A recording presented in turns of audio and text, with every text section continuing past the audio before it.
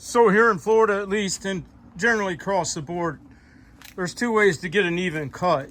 You can either cut at the root, stalk or stem of the plant, or you can build density and cut at the flower.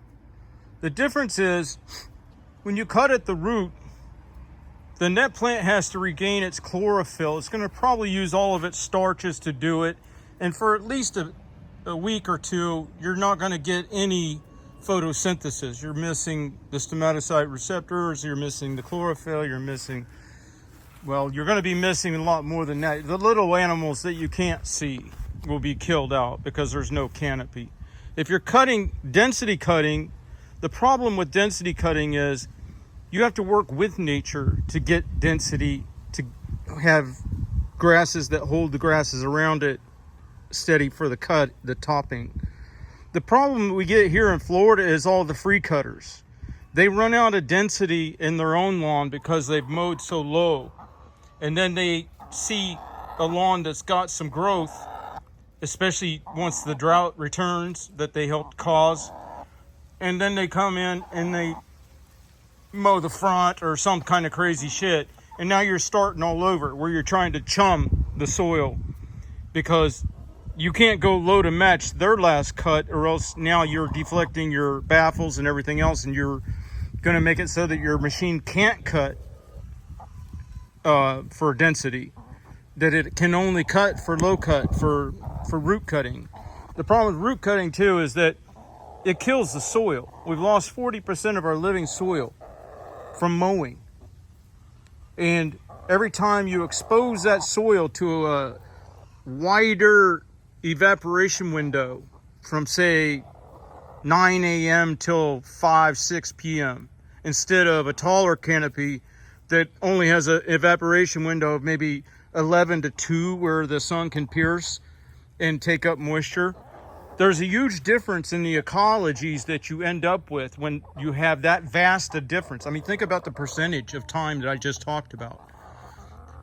The end effect of that is incalculable. So once you kill that nutrient layer, now there's nothing to entrain. There's no microbial activity to entrain the clippings, the chum. I call it chumming. If I take over a lawn that's been poorly treated for a long time, then I have to go across, and you call it air mowing, ghost mowing, whatever. It's a pain in the ass because you're just trying to get enough cellulose down to the soil in a very sparse lawn. And if you wonder why it's hard to cut evenly on a sparse cut lawn, I was in Louisville talking to Ed Wright about first cut pass quality. And my concept was, well, if the baffles on the back behind the blade were to bunch the grass so that it gets a cut, then why wouldn't there be a kicker lip that rode and pushed the blade of grass further into the blade path just below the height of the blade, because you know the back baffles hang down below. But his information, and I believe it because he has the wind tunnel testing and he has the high-speed photography to know this. He said what structures first pass cut quality is not the air from your blades or from the structure of your deck. It's simply the vortices of air that are created from the discharging material. So if you have no certain amount of volume of discharging material, now you have turbulence that makes those blades lay down or whatever, and you don't get that even cut quality on first pass. It's very difficult. But the only way you're ever going to achieve it, if you want to be a density cutter, which has a lot of benefits on your health and the health of the environment and everything else, is if you mow higher until the plant comes up to your cut height. And then once that situation is established, then you'll start seeing a stabilization of growth rates, and you won't have that radicalized growth because the plant's using a resource chain that comes from under that's more steady and continuous than the top-down resource chains of either man sourcing with irrigation and fertilization and or weather. So you won't have weather dependence. And also what I've seen in these lawns, if I've handled them long enough is you'll cease to see seed stalk expression on Bahia specifically, because the lawn is smart enough that it reaches its full capacity and that it doesn't go beyond that and overpopulate. So you'll see, I got lawns that haven't been mowed for 3 weeks where it's dead steady on the height.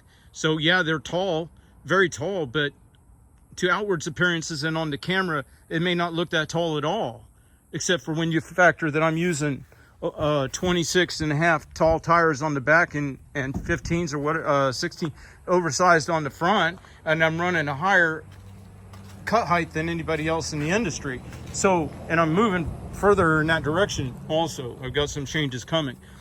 But when you do that, yeah, on video and to the outward eye, they don't see no appearance difference. The issue becomes, though, one is additive to centuries-old living soils and all the environmental benefits that come with that. And one is subtractive, where people are actually basically monetizing centuries-old living soil. So I don't know which side of the equation y'all want to come in at. I can tell you one thing, it's frustrating as hell to develop a lawn and then a neighbor come in and smoke it to the dirt and do root cutting over the top of your density cutting. You know, it's just ridiculous, and there's no laws to protect us is a problem. Except if I can get, I just got a microscope in. If I can prove that there's long-term, and if there's any justice in this world, this will come to pass, that I can show that there's long-term damage to the chlorophyll concentration and the stomatocyte receptor density from a low cut, then if that's long-term, that's actually beneficial. It's detrimental to the environment because you can't correct by just abating the concept of cutting it low and treating it like turf grass. But where it'll be beneficial is then you can establish real damages, okay, if somebody comes on your lawn and cuts it. Because what we'll do is we'll take that science and we'll use it to petition for tax discounts based upon carbon capture and based upon that you're creating oxygen and that you're locking the moisture so it can re-percolate into the aquifer, so there's less need for infrastructural costs like water, toilet to tap, and reclamation, so that you can prove that you're latching your nutrient layer so that you aren't part of the problem when it comes to runoff and algae blooms and stormwater drainage issues with the infrastructural expenses that go there.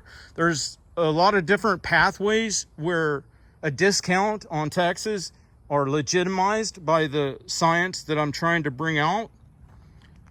And if we can actually get that into place, now there's actual damages. Now there's tort litigation against people who want to come in and do something on a property that they have no right, they have no access. Now, you might think, well, hell, just address it. Too many times I'm dealing with a renter, or I'm dealing with a real estate company, or I'm dealing with a customer who's having me do it for a vacant property. They don't want to start anything with their neighbor. Do you understand what I'm saying? So I'm stuck in the middle. So I have to come back and try to rejuvenate that yard. But in the meantime, all the neurotoxins, all the concentrated algae pollen, all of the factors, the cross-ups, the chumming of the soil with a few clippings till you finally get the density to where it can cut with only one pass. All of that costs on my impact on my hydros and on my blades and on my fuel and on my time and on my stress levels. And then I get it nice and dense again, and they come in again. So absent having actual provable damages, absent having a consequence chain that survives past the regeneration of cellulose, in other words, the stomatocyte receptor density, the chlorophyll levels, these things, if they can be like the rings of a tree to show past treatment, then as a consequence, when that is taken away, now that person's at risk of losing a tax reduction. That's the only way we're going to have any effect on the free cutters and the volunteer cutters. Bye.